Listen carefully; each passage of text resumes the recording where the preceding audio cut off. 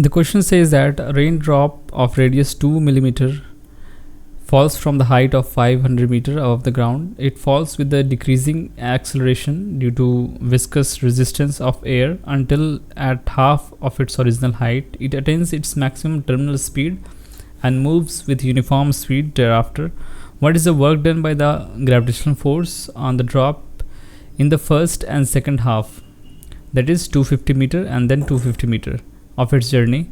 What is the work done by resistive force in the entire journey if its speed on reaching the ground is 10 meter per second? So here we have to find out.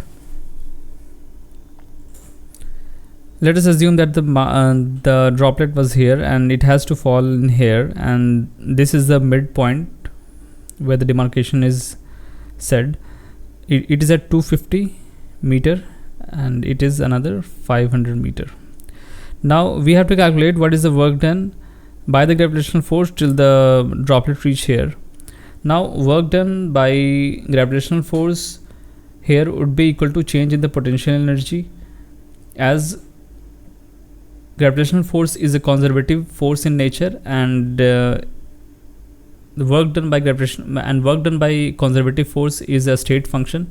So we can first find out the mass of the droplet. Now the density we can take as 1000 kg per meter cube, and this is the volume of this droplet, 4/3 pi r cube. Now we come to know that mass of the droplet is 3.35 into 10 raised to the power minus 5 kg.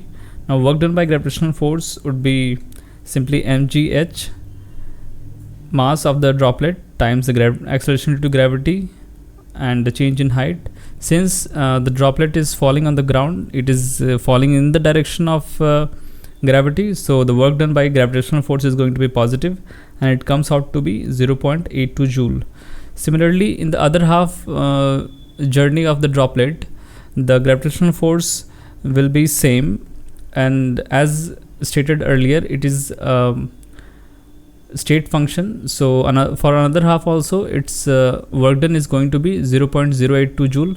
So together its work done is going to be 0.164 joule work done by gravity.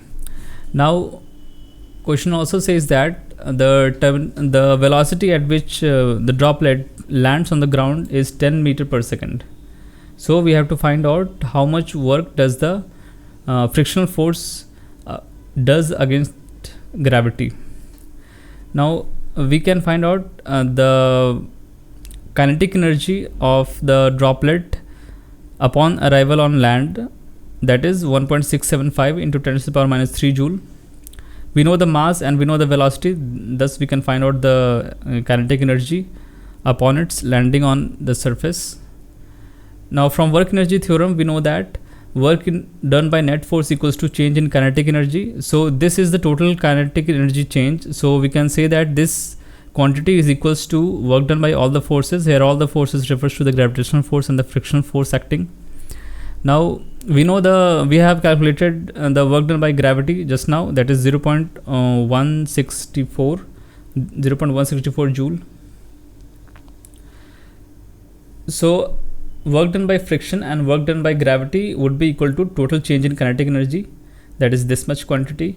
Now work done by friction can be calculated by just subtracting the work done from the gravity.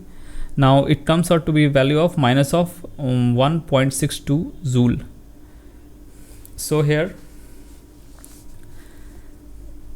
work done by friction is negative as it was opposing the motion of the droplet. So it is of negative magnitude. Thank you.